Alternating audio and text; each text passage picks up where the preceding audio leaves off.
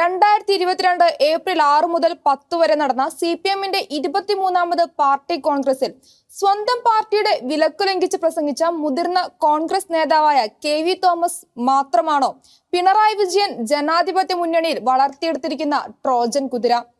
തോമസിനെതിരെ അച്ചടക്ക നടപടിക്കായി നിലവിളിക്കുന്ന കോൺഗ്രസ് നേതാക്കൾ ഉത്തരം പറയേണ്ട ഗുരുതരമായ ചോദ്യമാണിത്. കേരളത്തിൽ 61,668 അംഗങ്ങളും 4,247 ബ്രാഞ്ച് കമ്മിറ്റികളും 243 ലോക്കൽ കമ്മിറ്റികളും 18 ഏരിയ കമ്മിറ്റികളുമുള്ള വലിയ പാർട്ടിയാണ് CPM. CPMന്റെ ഏറ്റവും വലിയ ജില്ലാ കമ്മിറ്റിയാണ് കണ്ണൂർ. പാർട്ടിയുടെ പരമോന്നത സമിതിയായ പോളിറ്റ് ബ്യൂറോയിൽ 2 പ്രതിനിധികളുള്ള ഏക ജില്ലയാണത്. എങ്കിലും ആദ്യമായാണ് പാർട്ടി കോൺഗ്രസിന് ആതിഥേയത്വം വഹിക്കുന്നത്. 1956 പാലക്കാടും 1968 കൊച്ചിയും 1988 തിരുവനന്തപുരവും 2012 കോഴിക്കോടും ആതിഥേയത്വം വഹിച്ചിട്ടുണ്ട്. 1939 കമ്മ്യൂണിസ്റ്റ് പാർട്ടിയുടെ ആദ്യ യൂണിറ്റ് രൂപം കൊണ്ടതും ഈ ജില്ലയുടെ പാറപ്പുറത്താണ്. ഭാരതത്തിലെ എല്ലാ സംസ്ഥാനത്തിലും നിന്നും എത്തിയ 800 പ്രതിനിധികളാണ് സമ്മേളനത്തിൽ സംബന്ധിച്ചത്. ഈ സമ്മേളനത്തിൽ സ്വന്തം പാർട്ടിയുടെ വിലക്ക് ലംഘിച്ച് കോൺഗ്രസ് നേതാവ് തോമസ് മാഷ് പങ്കെടുക്കുന്നത് സംബന്ധിച്ച് അദ്ദേഹം പറയുന്ന ന്യായങ്ങളൊക്കെ അദ്ദേഹത്തെ തന്നെയാണ് പരിഹാസ്യനാക്കുന്നത്. കോൺഗ്രസ് കൊണ്ട് ഞാൻ ഒന്നും ഉണ്ടാക്കിയില്ലെന്നാണ് അദ്ദേഹം പറയുന്നത്. ഇത് ആരാണ് വിശ്വസിക്കുക? ഒരിക്കൽ വിജിലൻസുകാർ വരവിൽ കവിഞ്ഞ സ്വത്ത് കണ്ടെത്തിയപ്പോൾ MP-ക്ക് കിട്ടുന്ന സൗജന്യ വിമാന ടിക്കറ്റ് പോലും വിൽക്കുന്നതിന്റെയും കോൺഗ്രസ് പാർട്ടി കൊടുക്കുന്ന ടിക്കറ്റ് യാത്ര ചെയ്യുന്നതിന്റെയും ഒക്കെ കഥകൾ വരെ പറഞ്ഞത് ഓർക്കുന്നവരുണ്ട്.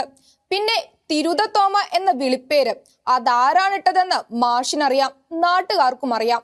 അതിന്റെ കാരണവും അറിയാം. പിന്നെ 1996 ഫ്രഞ്ച് ചാരക്കേസ്. അക്കാലത്ത് കേരളത്തിലെ കോൺഗ്രസ് ടൂറിസം മന്ത്രിയായിരുന്നു മാഷ്. മാഷിനെ കുറ്റക്കാരനാക്കിയത് കോൺഗ്രസോ ഇപ്പോൾ മാഷ് സ്നേഹത്തോടെ എത്തുന്ന CPM-കാരോ? കോടതി മാഷിനെ വെറുതെ വിട്ടിട്ടും സഖാക്കൾ വിട്ടോ? 2022 ഒഴിവ് വന്ന രാജ്യസഭാ സീറ്റ് വരെ ചോദിച്ച മാഷ് പറയുന്നു ഇനി മത്സരിക്കില്ലെന്ന്. വലിയ ത്യാഗമോ അത്? എന്തെല്ലാം പദവികൾ നേടി! MP, MLA, കേന്ദ്രത്തിലും കേരളത്തിലും മന്ത്രി. കുമ്പളങ്ങി ഫലിതങ്ങൾ മനസ്സിലാക്കുവാൻ നാട്ടുകാരെ പഠിപ്പിച്ച മാഷ് പറയുന്നത് പരിപ്പില്ലാത്ത ഫലിതങ്ങൾ. തോമസ് മാഷിന് കോൺഗ്രസ് വേദിയിൽ വെച്ച് കൊടിയേരി സമ്മാനിച്ച ചിത്രം ഗത്സമേനിയിൽ പ്രാർത്ഥിക്കുന്ന ഈശോയുടേതായിരുന്നു. രക്തം വിയർത്ത് ഈശോ നടത്തിയ ആ പ്രാർത്ഥന പീഡാനുഭവങ്ങളുടെയും കാൽവരി മരണത്തിന്റെയും ഒപ്പം നിന്നവർ എല്ലാം ഉപേക്ഷിച്ചു പോയതിന്റെയും തുടക്കമായിരുന്നു. മാഷിനെ വേദിയിൽ കൊണ്ടുവന്ന് ആദരിക്കുമ്പോൾ കൊച്ചിയിലെ കുറെ ക്രൈസ്തവ വോട്ടുകളിലേക്കാണ് ഞങ്ങൾക്ക് കണ്ണെന്നും ആ ചിത്രം പറയുന്നില്ലേ? ഒരിക്കലും കോൺഗ്രസിനല്ലാതെ കിട്ടിയിട്ടില്ലാത്ത ആ വോട്ടുകളിൽ കുറെ മാഷിന്റെ വ്യക്തിബന്ധത്തിലൂടെ ചോർത്താനായാൽ തെരഞ്ഞെടുപ്പ് ഫലം മാറ്റാനായാലോ എന്നാവും CPM ചിന്ത. പിണറായി വിജയന്റെ അതിഥിയായി പാർട്ടി കോൺഗ്രസിൽ പോയതും അവിടെ കോൺഗ്രസ് നിലപാടിന് വിരുദ്ധമായി മുഖ്യമന്ത്രിയുടെ സിൽവർ ലൈൻ പദ്ധതിയെ പ്രശംസിച്ചതുമെല്ലാം CPM-കാർ ചിന്തിയ കണ്ണൂരിലെ കോൺഗ്രസുകാരുടെ ചോരയിൽ നിന്നുണ്ടായിരുന്നു എന്ന് K. സുധാകരന്റെ വിലാപവും സത്യം. എങ്കിലും ഒരു ചോദ്യം അവശേഷിക്കുന്നു. അദ്ദേഹം മാത്രമാണോ ജനാധിപത്യ മുന്നണിയിലും കോൺഗ്രസിനുമുള്ള പിണറായിയുടെ ട്രോജൻ കുതിരകൾ? ഇനിയും എത്രയോ തോമസ് മാഷുമാർ കോൺഗ്രസിൽ ഉറങ്ങുന്നുണ്ടാവും. ഇതുപോലുള്ള അവസരങ്ങളിൽ അവർ സംഘടനയെ മുറിവേൽപ്പിച്ച് രംഗത്ത് വരും. ജനാധിപത്യ മുന്നണിയിലും കോൺഗ്രസിലും നിൽക്കുന്ന ട്രോജൻ കുതിരകൾ ആ കൂടാരം വിട്ടാൽ ഇടതുപാളയത്തിലെത്തിയാൽ പിന്നെ ഫിലിപ്പോസ് തോമസിന് പോലാകും, അല്ലെങ്കിൽ ചെറിയാൻ ഫിലിപ്പ് പോലെ. അടുത്ത കാലത്തായി പോയ അനിൽകുമാറിനെ പോലുള്ളവർ ജീവിച്ചിരിക്കുന്നോ എന്ന് പോലും അറിയില്ല. കോൺഗ്രസിലാകുമ്പോൾ കഴുത്തിന് ചുറ്റും നാവുള്ളവർ കമ്മ്യൂണിസ്റ്റ് ആയാൽ പിന്നെ കോലിട്ട് കുത്തിയാൽ പോലും വാ തുറക്കുകയുമില്ല, കോൺഗ്രസിനെ ചീത്ത പറയാനല്ലാതെ. തോമസ് മാഷ് പാർട്ടി വിലക്ക് ലംഘിച്ച് ഇടത് കോൺഗ്രസിൽ പ്രസംഗിക്കുവാൻ പോകുന്ന വാർത്തകൾ ശക്തമായപ്പോൾ ചെറിയാൻ പറഞ്ഞ വാക്കുകളിൽ ചോര കിനിയുന്നുണ്ടായിരുന്നു. മാഷെ അവർ ചോര ഊറ്റിക്കുടിച്ച് വലിച്ചെറിയും. വിദ്യാർത്ഥി പ്രവർത്തകനായിരുന്ന കാലത്ത് EMS മുതൽ എല്ലാവരും പ്രശംസിച്ച് വശത്താക്കിയ താൻ അവസാനം കോൺഗ്രസ് തറവാട് വിട്ട് ഇടതു കൂടാരത്തിലെത്തി. 20 വർഷം പാഴാക്കിയ സംഭവം ചെറിയാൻ വേദനയോടെ മാഷിനെ ഓർമ്മിപ്പിച്ചു. ചെറിയാൻ വീണ്ടും തറവാട്ടിൽ തിരിച്ചെത്തിയെങ്കിലും വളരെ ജൂനിയറായി. താൻ കയറ്റി വിട്ടവർ പോലും തന്നേക്കാൾ ഏറെ ഉയരത്തിലായി. തന്നെ സഹായിക്കണമെന്നുണ്ടായിരുന്നവരെല്ലാം നിസ്സഹായരുമായി. പണ്ട് കോൺഗ്രസിലെ സ്ഥിരം പട്ടികജാതി MP മാധവനെ വെട്ടാൻ ചെറിയാൻ കൊണ്ടുവന്ന കൊടിക്കുന്നിൽ ഇപ്പോൾ വർക്കിംഗ് ചെയർമാനായി. ഇടതു മുന്നണിയെ ശക്തമാക്കി മാത്രമല്ല, മുഖ്യ പ്രതിപക്ഷമായ ജനാധിപത്യ മുന്നണിയെ ദുർബലമാക്കിയും ഇടതു ഭരണം ഉറപ്പിക്കാനും തന്റെ സർക്കാരിന്റെ ദുഷ്ചേതികൾക്കെതിരെ ഉയരുന്ന എല്ലാ ജനകീയ പ്രതിഷേധങ്ങളുടെ കാറ്റഴിച്ചുവിടാനുമുള്ള തന്ത്രങ്ങൾ സമർത്ഥമായി നടപ്പാക്കുകയാണ് മുഖ്യമന്ത്രി പിണറായി വിജയൻ. കണ്ണൂർ പാർട്ടി കോൺഗ്രസ് കൂടി കഴിഞ്ഞതോടെ അദ്ദേഹം പാർട്ടിയിലും സർക്കാരിലും ആരും ചോദ്യം ചെയ്യപ്പെടാത്ത നേതാവായി. കേരളത്തിലെ ജനങ്ങളെ വല്ലാതെ വെറുപ്പിച്ച സിൽവർ ലൈൻ പദ്ധതിയെക്കുറിച്ച് കോൺഗ്രസിൽ ചർച്ച വേണ്ടെന്ന് പിണറായി ശഠിച്ചെങ്കിലും പ്രതിനിധികൾ കൂട്ടാക്കിയില്ല. എന്നും അതിൽ ക്ഷുഭിതനായി പിണറായി സ്വാഗത പ്രസംഗത്തിൽ സിൽവർ ലൈൻ പദ്ധതി നടപ്പാക്കുമെന്ന് തീർത്തു പറഞ്ഞതായും വാർത്തയുണ്ട്. യെച്ചൂരി വീണ്ടും പാർട്ടിയുടെ ദേശീയ സെക്രട്ടറി ആയതും പിണറായിയുടെ സഹായത്തോടെയാണെന്ന രീതിയിലാണ് വ്യാഖ്യാനങ്ങൾ വരുന്നത്. ദേശീയ സെക്രട്ടറി ആയ യെച്ചൂരി മഹാരാഷ്ട്രയിൽ പാർട്ടി എതിർക്കുന്ന ബുള്ളറ്റ് ട്രെയിൻ പദ്ധതിയും കേരളത്തിലെ സിൽവർ ലൈനും രണ്ടാണെന്ന് പറഞ്ഞു കഴിഞ്ഞു. കേരള സർക്കാരിലെ പോലും പാർട്ടിയിലും ഇനി പിണറായിയാവും കാര്യങ്ങൾ തീരുമാനിക്കുക എന്ന രീതിയിലാണ് സൂചനകൾ. പണ്ട് ബംഗാളിലെ ജ്യോതി ബസീൻ ഉണ്ടായിരുന്നതിനേക്കാൾ ശക്തമായ സ്ഥാനത്തേക്കാണ് പിണറായി ഉയരുന്നത്. ജ്യോതി ബസുവിന്റെ കാലത്ത് CPM-ന്റെ കേരള ഘടകവും ശക്തമായിരുന്നു. എന്നാൽ ഇപ്പോൾ അത്തരത്തിൽ ഒരു ഘടകം CPM-ലില്ല. ബംഗാൾ തീർന്നല്ലോ, എല്ലാം കേരളമാവും. അതായത് പിണറായിയാവും തീരുമാനിക്കുക. എത്ര കാലം? കേരളത്തിൽ നടക്കുന്ന ഓരോ സുപ്രധാന സംഭവവും ജനാധിപത്യ മുന്നണിയിലും കോൺഗ്രസിലുമുള്ള പിണറായിയുടെ ഓരോ ട്രോജൻ കുതിരകളുടെ മുഖം വെളിച്ചത്ത് കൊണ്ടുവരുന്നു എന്നത് കൗതുകകരമാണ്. മാർച്ച് 28-നും 29-നും തൊഴിലാളി പണിമുടക്ക് എന്ന പേരിൽ കേരളത്തിൽ നടന്ന ഹർത്താലും ആക്രമണങ്ങളും സമരത്തിൽ CITU-വിനോട് ചേർന്ന് കോൺഗ്രസിന്റെ തൊഴിലാളി സംഘടനയായ INTUC നടത്തിയ ഹീനമായ പ്രവൃത്തികളും ഇത്തരം ഒരു നേതാവിനെ കൂടി ജനങ്ങൾക്ക് മനസ്സിലാക്കി കൊടുത്തു. INTUC നേതാവിന്റെ പ്രവൃത്തികൾ കണ്ട മാധ്യമപ്രവർത്തകർ പ്രതിപക്ഷ നേതാവിനോട് തിരക്കി, ആ സംഘടന കോൺഗ്രസിന്റെ പോഷക സംഘടനയല്ലേ? സമരക്കാരുടെ പ്രവൃത്തികൾ സാധാരണക്കാർക്ക് എതിരാണെന്ന് സതീശന് മനസ്സിലായി. ഭാര്യയുമായി അമ്പലത്തിൽ പോയ ഒരു ഓട്ടോറിക്ഷ തൊഴിലാളിയെ സമരത്തിന്റെ ഭാഗമായി അടിച്ച് മുറിവേൽപ്പിക്കുകയും ഓട്ടോ തല്ലി തകർക്കുകയും ചെയ്ത സംഭവത്തെ CITU നേതാവ് എന്ന നിലയിൽ ഇളമരം കരീം ന്യായീകരിച്ചത് ഉദ്ധരിച്ചുകൊണ്ട് കരീമിന് ഇത്തരമൊരു അനുഭവം ഉണ്ടായാൽ അദ്ദേഹം എങ്ങനെയാകും പ്രതികരിക്കുക എന്ന് ഒരു ചാനൽ അവതാരകൻ ചോദിച്ചു. അത് കരീമിനെ മർദ്ദിക്കാനുള്ള ആഹ്വാനമാക്കി ചിത്രീകരിച്ച് കരീമും ഇടത് സഖാക്കളും ചാനൽ പ്രവർത്തകനെതിരെ സമരം ആരംഭിച്ചു. സോഷ്യൽ മീഡിയയിലും ചാനൽ പ്രവർത്തകനെതിരെ സമരമായി. ഈ സമരത്തിലും INTUC നേതാവ് ചന്ദ്രശേഖരൻ കൈമെയ് മറന്ന് സഹകരിച്ചു. ചാനലിന്റെ ഓഫീസിലേക്ക് നടത്തിയ സമരത്തിന് നേതൃത്വം കൊടുത്തു. ഇടതുപക്ഷത്തെ പുറത്താക്കുവാനും അധികാരം തിരിച്ചു പിടിക്കുവാനുമായി കേരളത്തിൽ കോൺഗ്രസ് ശക്തമായ പോരാട്ടത്തിലായിരിക്കുമ്പോൾ INTUC-യും CIT-യും ഒത്തുപ്രവർത്തിക്കുന്നതും അതിക്രമങ്ങളിൽ പങ്കാളികളാവുന്നതും തന്റെ സ്വപ്നങ്ങൾക്ക് തടസ്സമാവുമെന്ന് സതീശനും മനസ്സിലായി. അവരുടെ പ്രവൃത്തിയും പത്രക്കാരുടെ ചോദ്യവും സതീശന് വല്ലാതെ കൊണ്ടു. അദ്ദേഹം പറഞ്ഞു, INTUC കോൺഗ്രസിന്റെ പോഷക സംഘടനയല്ല. പണിമുടക്ക് സമരം കണ്ടവർക്ക് ഇത്തരം ഒരു ചോദ്യം ചോദിക്കേണ്ട രീതിയിൽ INTUC പ്രവർത്തിച്ചതല്ലേ സതീശന്റെ തള്ളിപ്പറയലിനേക്കാൾ പ്രസ്ഥാനത്തിന് ദോഷമുണ്ടാക്കിയത്? കേരളത്തിൽ മാത്രം 17 ലക്ഷം തൊഴിലാളികൾ അംഗങ്ങളായുള്ള Indian national trade union Congress അഥവാ INTUC ഇന്ത്യൻ നാഷണൽ കോൺഗ്രസിന്റെ പോഷക സംഘടനയല്ലെന്ന് സതീശൻ പറഞ്ഞതൊന്നും അറിയാതെയല്ല. കോൺഗ്രസ് സംഘടനയിലും സർക്കാരിലും വലിയ സ്ഥാനങ്ങൾ വഹിച്ചിട്ടുള്ള INTUC നേതാക്കളുണ്ട്. രാഷ്ട്രപതിയായ VV ഗിരി, 2 വട്ടം ഇടക്കാല പ്രധാനമന്ത്രിയായിരുന്ന ഗുരുസാലിലാൽ നന്ദ തുടങ്ങിയവർ INTUC നേതാക്കളായിരുന്നു. കേരളത്തിലെ കോൺഗ്രസ് മുഖ്യമന്ത്രിമാരായിരുന്ന K കരുണാകരനും ഉമ്മൻചാണ്ടിയും INTUC നേതാക്കളായിരുന്നു. 1947 മെയ് 3-ന് അന്നത്തെ കോൺഗ്രസ് പ്രസിഡന്റായിരുന്ന ആചാര്യ കൃപാലിനി ഉദ്ഘാടനം ചെയ്ത യോഗത്തിൽ രൂപം കൊണ്ട പ്രസ്ഥാനം ഇന്ന് വരെ കോൺഗ്രസിന്റെ തൊഴിലാളി സംഘടനയായാണ് അറിയപ്പെടുന്നത്. മഹാത്മാഗാന്ധിയുടെ ആശീർവാദത്തോടെ അന്നത്തെ യോഗത്തിൽ കോൺഗ്രസ് നേതാക്കളായ ജവഹർലാൽ നെഹ്റുവും സർദാർ പട്ടേലും ജഗ്ജീവൻ റാമും എല്ലാവരുമായിരുന്നു പ്രധാന പ്രസംഗകർ. മൈക്കൽ ജോൺ അവതരിപ്പിച്ച പ്രമേയം അംഗീകരിച്ചുകൊണ്ട് ഭാരതത്തിലെ തൊഴിലാളികൾക്കായി ഒരു കോൺഗ്രസ് സംഘടനയാണ് INTUC അന്ന് രൂപം കൊണ്ടത്. 2013 കണക്കനുസരിച്ച് 39.5 ലക്ഷം തൊഴിലാളികളാണ് INTUC-യിലുള്ളത്. 1995 മുതൽ INTUCയുടെ ദേശീയ പ്രസിഡന്റായി ജഗ്ജീവൻ റെഡ്ഡി പ്രവർത്തിക്കുന്നു. 3 പതിറ്റാണ്ടായി ഒറ്റ നേതാവ്. INTUCയുടെ കോൺഗ്രസ് ബന്ധം സംശയമില്ലാത്തതാണെങ്കിലും സംഘടനയുടെ വളർന്നു വന്ന നേതാക്കളെല്ലാം കോൺഗ്രസുകാരായി നിലനിൽക്കുന്നില്ല എന്നതും ചരിത്രം. ഗിരിയുടെ കഥ തന്നെ എടുക്കാം.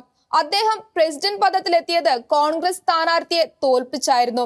BJPയുടെ മുൻ അധ്യക്ഷനും ഇപ്പോഴത്തെ കേന്ദ്ര ഗതാഗത മന്ത്രിയുമായ നിതിൻ ഗഡ്കരി മറ്റൊരു ഉദാഹരണം. അദ്ദേഹം നാഗ്പൂരിലെ പ്രമുഖനായ INTUC നേതാവായിരുന്നു. രാജ്നാഥ് സിംഗിന്റെ നേതൃത്വത്തിൽ അപകടത്തിലേക്ക് നീങ്ങിയ BJPയുടെ പ്രവർത്തനം ശരിപ്പെടുത്തുവാൻ RSS നേതൃത്വം കണ്ടുപിടിച്ച തന്ത്രജ്ഞനായിരുന്നു ഗഡ്കരി. അദ്ദേഹം വളരെ ഭംഗിയായി ആ ദൗത്യം നിറവേറ്റുകയും ചെയ്തു.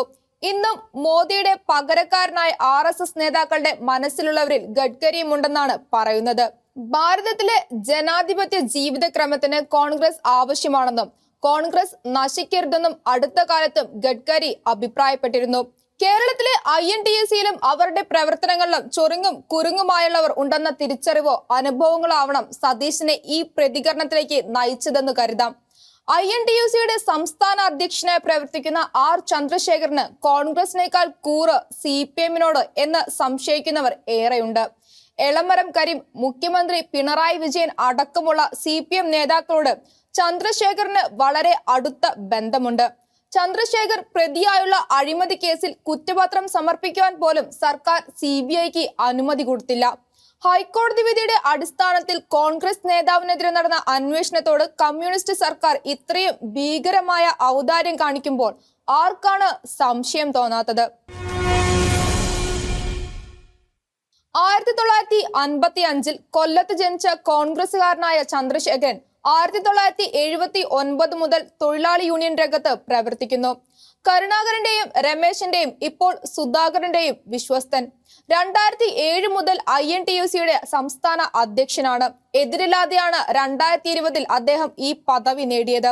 2014 INTUCക്കാരായ കടങ്ങപ്പള്ളി മനോജാണ് കശുവണ്ടി വികസന കോർപ്പറേഷൻ ചെയർമാൻ എന്ന നിലയിൽ ചന്ദ്രശേഖരൻ കാണിക്കുന്ന അഴിമതികളെ കുറിച്ച് അന്വേഷിക്കണം എന്ന ആവശ്യമായി ഹൈക്കോടതിയെ സമീപിച്ചത്. അന്ന് കേരളം ഭരിക്കുന്നത് ഉമ്മൻചാണ്ടിയുടെ സർക്കാരാണ്.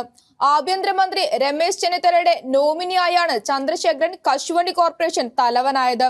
ചന്ദ്രശേഖരനും രമേശും കുഞ്ഞാലിക്കുട്ടിയും ചേർന്ന് കശുവണ്ടി കോർപ്പറേഷനിൽ നല്ല കൊയ്ത്താണ് നടത്തിയത്. കരീമിന്റെ കാലത്ത് നടന്ന കൊയ്ത്തു തുടർന്നു എന്നതാണ് കൂടുതൽ സത്യം. ചന്ദ്രശേഖരൻ ഹിന്ദുസ്ഥാൻ ന്യൂസ് പ്രിന്റിലെ ഉദ്യോഗസ്ഥൻ എന്ന നിലയിൽ 25,000 രൂപ ശമ്പളം മേടിക്കുന്നുണ്ടെന്നും അതിനു പുറമെ കോർപ്പറേഷൻ ചെയർമാൻ എന്ന നിലയിൽ 20,000 രൂപ ഓണറേറിയവും 25,000 രൂപ ഡീസൽ അലവൻസും വാങ്ങുന്നുണ്ടെന്നും മനോജ് ചൂണ്ടിക്കാട്ടി. ചന്ദ്രശേഖരനും ബന്ധുവായ അന്നത്തെ MD KA രതീഷും കൂടി കശുവണ്ടി കച്ചവടത്തിൽ വലിയ അഴിമതി നടത്തുന്നു എന്ന് മനോജ് ചൂണ്ടിക്കാണിച്ചു. 10 വർഷത്തിനിടെ കച്ചവടത്തിലൂടെ 900 കോടി രൂപയുടെ തട്ടിപ്പ് നടത്തി എന്നായിരുന്നു മനോജിന്റെ ആരോപണം. ഇളമരം കരീം വ്യവസായ മന്ത്രി ആയിരിക്കുന്ന കാലത്തും രതീഷ് ആയിരുന്നു കോർപ്പറേഷന്റെ MD.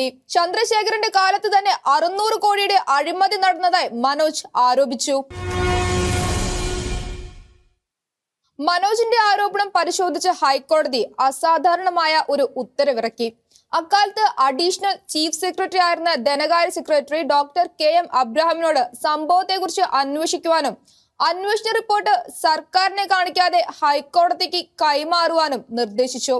ഡോക്ടർ അബ്രഹാം തന്റെ രഹസ്യാന്വേഷണ റിപ്പോർട്ട് 2015 ജൂലൈയിൽ ഹൈക്കോടതിക്ക് കൈമാറി.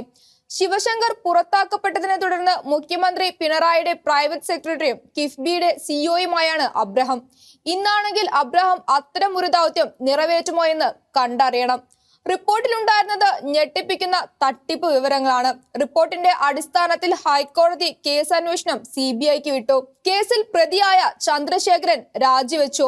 രതീഷിനെ പദവിയിൽ നിന്ന് സർക്കാർ പുറത്താക്കി. കശുവണ്ടി കോർപ്പറേഷൻ വലിയ പ്രതിസന്ധിയിലായിരുന്നു. 13,000 തൊഴിലാളികളുടെ പ്രൊവിഡന്റ് ഫണ്ട് 1.5 വർഷമായി അടച്ചിരുന്നില്ല. ഓണത്തിന് ബോണസ് കൊടുക്കണം, കോർപ്പറേഷന് പണമില്ല. നടത്തിപ്പുകാർ തട്ടിയ പണം സർക്കാർ കൊടുക്കണം. 30 കോടി രൂപ കൊടുക്കുവാൻ സർക്കാർ തീരുമാനിച്ചു. എന്നാൽ ആ തുക അന്വേഷണം നേരിടുന്ന ചന്ദ്രശേഖരൻ കൈമാറുവാൻ തീരുമാനിച്ചു. ധനവകുപ്പ് സെക്രട്ടറി യോജിച്ചു. ചന്ദ്രശേഖരൻ ഉടക്കി. 2015 ഓഗസ്റ്റ് 12 അദ്ദേഹം സെക്രട്ടേറിയറ്റിന് മുന്നിൽ സമരം ആരംഭിച്ചു.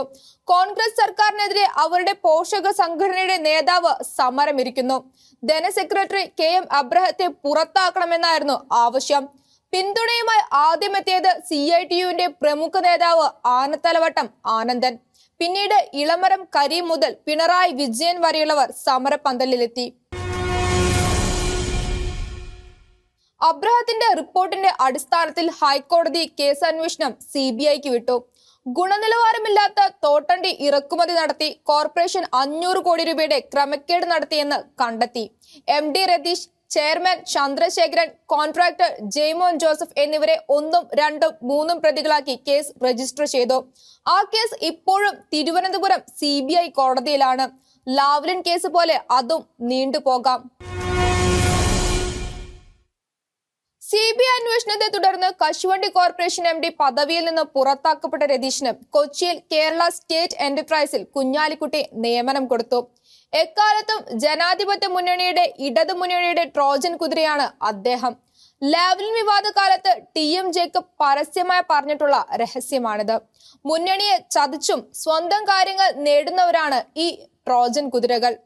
CPMലെ കരീമിന്റെ തുടർഭരണം പോലെയായിരുന്നു കുഞ്ഞാലിക്കുട്ടിയുടെ നടപടികൾ. ഇടതുകാലത്ത് CPMന് വേണ്ടി കരുക്കൾ നീക്കിയ രതീഷ് അടക്കമുള്ള ഉദ്യോഗസ്ഥരെ എല്ലാം കുഞ്ഞാലിക്കുട്ടി സംരക്ഷിച്ചു. ഐസ്ക്രീം പാർലർ കേസിൽ അദ്ദേഹത്തിനെതിരെ VS അച്യുതാനന്ദൻ നടത്തിയ പടയെ പിണറായി ഗ്രൂപ്പുകാർ അകത്തുനിന്നും ദുർബലമാക്കി പ്രത്യുപകാരവും ചെയ്തു. കുഞ്ഞാലിക്കുട്ടിക്ക് വേണ്ടി ഇന്നും പിണറായി വലിയ ഔദാര്യങ്ങൾ കാണിക്കുന്നു. സഹകരണ ബാങ്ക് വഴി കോടിക്കണക്കിന് രൂപയുടെ കള്ളപ്പണം കുഞ്ഞാലിക്കുട്ടി വെളുപ്പിക്കുന്ന കാര്യം ചൂണ്ടിക്കാട്ടി ജലീൽ എൻഫോഴ്സ്മെന്റിന് പരാതി കൊടുത്തപ്പോൾ പിണറായി പരസ്യമായി ശാസിച്ചത് തന്നെ അടയാളം. പിണറായി മന്ത്രിസഭയിൽ വ്യവസായ മന്ത്രിയായ EP ജയരാജൻ രതീഷിന്റെ നിയമനം റദ്ദാക്കി. എന്നാൽ ജയരാജന് പകരം വന്ന MC മൊയ്തീൻ രതീഷിന് പദവി തിരിച്ചുകൊടുത്തു. തിരിച്ചെത്തിയ ജയരാജൻ രതീഷിനെ വീണ്ടും പുറത്താക്കി. രതീഷ് ഹൈക്കോടതി ഉത്തരവോടെ തിരിച്ചെത്തി. ഇപ്പോൾ ഖാദി ബോർഡിൽ MD ആയി തുടരുന്നു. അഴിമതി കേസിൽ വിചാരണ നേരിടുന്ന ഒരാൾ നിയമിക്കപ്പെട്ടത് തന്നെ അത്ഭുതമാണ്. അവിടെ എത്തിയ അദ്ദേഹം സ്വന്തം ശമ്പളം ഇരട്ടിയാക്കി. സർക്കാർ സമ്മതിച്ചു. ഏറെ ഇടതുപക്ഷ രഹസ്യങ്ങൾ പേറുന്നവനായിരിക്കണം രതീഷ്. K കരുണാകരന്റെ മാനസപുത്രനായി രാഷ്ട്രീയത്തിൽ വളർന്നു വന്നവനാണ് രമേശ് ചെന്നിത്തല. കേരളത്തിന്റെ മുഖ്യമന്ത്രിയാകുവാൻ എല്ലാ യോഗ്യതയുമുള്ളവൻ. എന്നാൽ ആത്മവിനാശകരമായ കളികളിലൂടെ ഉസ്താദാവുകയാണ് അദ്ദേഹം. രമേശ് വളർന്നു വലുതായി വന്ന കാലം. കേരളത്തിലെ ഒരു നിയമസഭാ തെരഞ്ഞെടുപ്പിന് ലീഡറുടെ ഒരു നോമിനിയെ ഡൽഹിയിലെ തന്റെ സ്വാധീനം ഉപയോഗിച്ച് രമേശ് വെട്ടി. അവിടെ തുടങ്ങി അപകടങ്ങൾ. ലീഡറുമായി പിണങ്ങി. രമേശ് സഹായിച്ചവർ പോലും ലീഡർക്കൊപ്പമായി.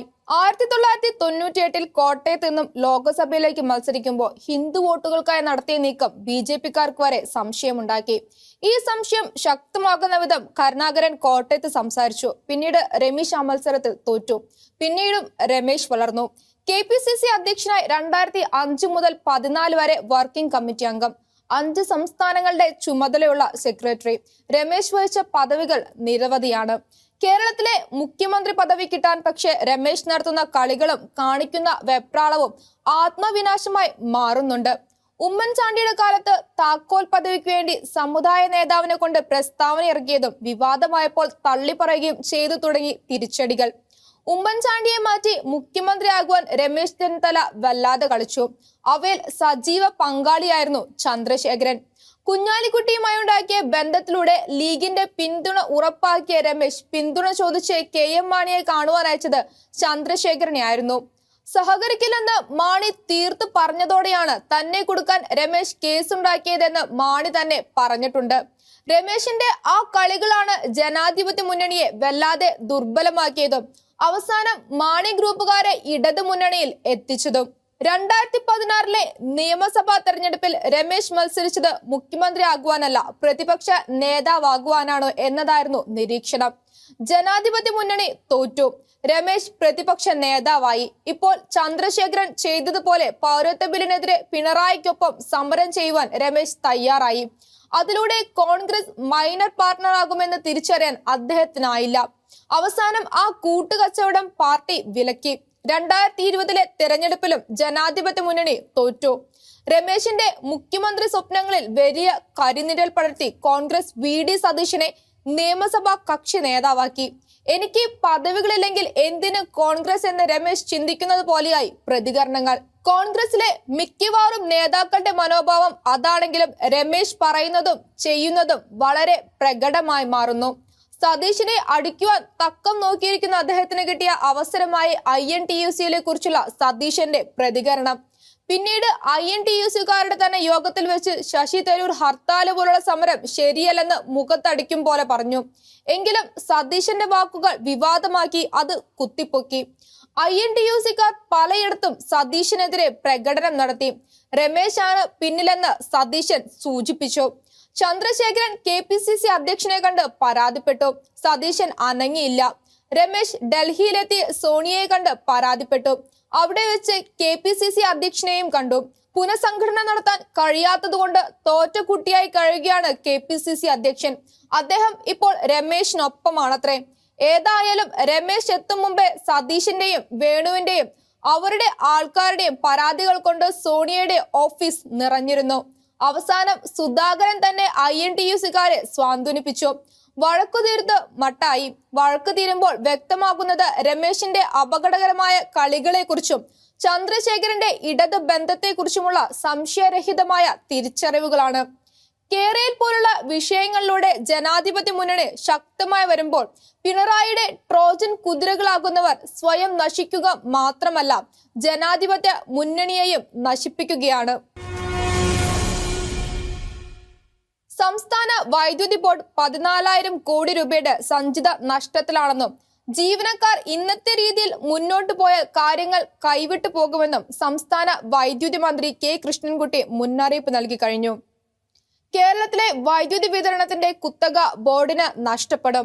ബോർഡിന്റെ ഗ്രിഡ് ഉപയോഗിക്കുവാൻ എല്ലാവർക്കും അനുമതി കൊടുക്കേണ്ടി വരും. അതായത് കേരളത്തിലെ 31,000 ജീവനക്കാരുടെ പോറ്റമിയായ ബോർഡ് KSRTC പോലെ ആയിക്കൊണ്ടിരിക്കുന്നു. ഈ പശ്ചാത്തലത്തിലാണ് സർക്കാർ വിഭാഗം സംഘടനക്കാർ സമരവുമായി വരുന്നത്. അതുകൊണ്ടാണ് കൃഷ്ണൻകുട്ടി പറഞ്ഞത് അപകടം മനസ്സിലാക്കണമെന്ന്. ഒരിക്കൽ പാർട്ടി പറഞ്ഞു, ധിക്കാരികളാക്കിയ ജീവനക്കാരോട് അച്ചടക്കം പാലിക്കണമെന്ന് പാർട്ടി തന്നെ നിർദ്ദേശിച്ചു തുടങ്ങുന്നു. നിയമവിരുദ്ധമായി ജോലി സ്ഥലത്തു നിന്നും അപ്രത്യക്ഷയായ ഒരു ഉദ്യോഗസ്ഥയ്ക്കെതിരെ ചെയർമാൻ കൈക്കൊണ്ട അച്ചടക്ക നടപടിയുടെ പേരിൽ ആരംഭിച്ചിരിക്കുന്ന സമരമാണ് ഇത്തരം ഒരു മുന്നറിയിപ്പിന് പ്രേരണയായത്. വിനോദയാത്രയ്ക്ക് പോകുന്നതിനായിട്ടാണ് അവർ മതിയായ വ്യവസ്ഥകൾ പാലിക്കാതെ സ്ഥലം വിട്ടതെന്നാണ് കണ്ടെത്തൽ. അറിയപ്പെടുന്ന ഫെമിനിസ്റ്റ് കൂടിയായ ഉദ്യോഗസ്ഥയെ സംരക്ഷിക്കുവാൻ CITU സഖാക്കൾ രംഗത്തിറങ്ങി. ബോർഡ് എത്തിച്ചേർന്നിരിക്കുന്ന സ്ഥിതിവിശേഷത്തിന്റെ അടയാളമായിട്ടുണ്ട് ഈ സമരം. ഏത് നിയമവും ലംഘിച്ച് ഉദ്യോഗസ്ഥർ, പ്രത്യേകിച്ച് സംഘടനാ പ്രവർത്തകർ പോകും. ആരും ചോദിക്കരുത്. കഴിഞ്ഞ ഏതാനും കാലമായി ബോർഡിൽ വളർന്നു വന്ന തൊഴിലാളി സംസ്കാരത്തിന്റെ ഏറ്റവും പുതിയ മുഖം ആണ് ഈ സമരം. മുഖ്യമന്ത്രി പിണറായിയുടെ ഒത്താശയോടെയാണ് ചെയർമാൻ കരുക്കൾ നീക്കുന്നതെന്ന് മിക്കവരും കരുതുന്നു. പണ്ട് പറഞ്ഞ പലതും തെറ്റെന്ന് മനസ്സിലാക്കി മുഖ്യമന്ത്രി വിഴുങ്ങിക്കൊണ്ടിരിക്കുന്നു. അതുകൊണ്ടാണ് ചെയർമാന്റെ തന്റേടം കൂടുന്നത്. അച്ചടക്ക നടപടിക്ക് വിധേയായ ഉദ്യോഗസ്ഥ നിയമമനുസരിച്ചല്ല പ്രവർത്തിച്ചത് എന്നതിന് ചെയർമാന്റെ കയ്യിൽ കൃത്യമായ തെളിവുകളുണ്ട്. കോടതി ചെയർമാനോട് ശിക്ഷ പിൻവലിക്കുവാനല്ല, പരാതിയിൽ തീരുമാനമെടുക്കുവാനാണ് ആവശ്യപ്പെട്ടിരിക്കുന്നത്. കോടതിക്ക് നിയമം പാലിക്കേണ്ട എന്ന് പറയാനാവില്ലല്ലോ. ഏപ്രിൽ 28-ന് ബോർഡിൽ റഫറൻഡമാണ്. ജീവനക്കാരുടെ പിന്തുണയ്ക്കായി എല്ലാവരും ശ്രമിക്കുന്ന ദിനങ്ങൾ. കമ്പനിയാക്കപ്പെട്ടതോടെ സർക്കാർ ജീവനക്കാർ അല്ലാതായ തങ്ങളുടെ ഭാവിയെക്കുറിച്ച് അവർക്ക് ഏറെ ആശങ്കയുണ്ട്. KSRTC ബസ് ഓടിച്ചിരുന്ന ഏതാനും ദീർഘദൂര റൂട്ടുകളിൽ ഇനി ഓടുന്നത് അത്യാധുനിക സൗകര്യങ്ങളുള്ള സ്വിഫ്റ്റ് ആയിരിക്കും. അങ്ങനെ കോർപ്പറേഷന് ലാഭം കിട്ടിയിരുന്ന ഒരു പറ്റം റൂട്ടുകൾ അവർക്കില്ലാതായി. ജീവനക്കാർ തുടക്കത്തിൽ വല്ലാതെ എതിർത്ത ഈ പദ്ധതിക്കായി ഈ വർഷത്തെ ബജറ്റിൽ നീക്കിവെക്കുന്നത് 1000 കോടി. KSRTCയെ രക്ഷിക്കുന്നതിന് 1983-ലെ ബജറ്റിൽ KM മാണി കൊണ്ടുവന്ന പ്രൊപ്പോസലായിരുന്നു കോർപ്പറേഷന്റെ വിഭജനം. അന്ന് സ്വന്തം മുന്നണിക്കാരടക്കം സഖാക്കളൊക്കെ മാണിയെ എതിർത്തു. വിഭജനം നടന്നില്ല.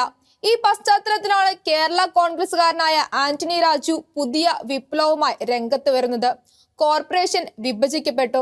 ഇനിയെല്ലാം പ്രത്യാശകളുടെ കാത്തിരിപ്പിന്റെ കാലം.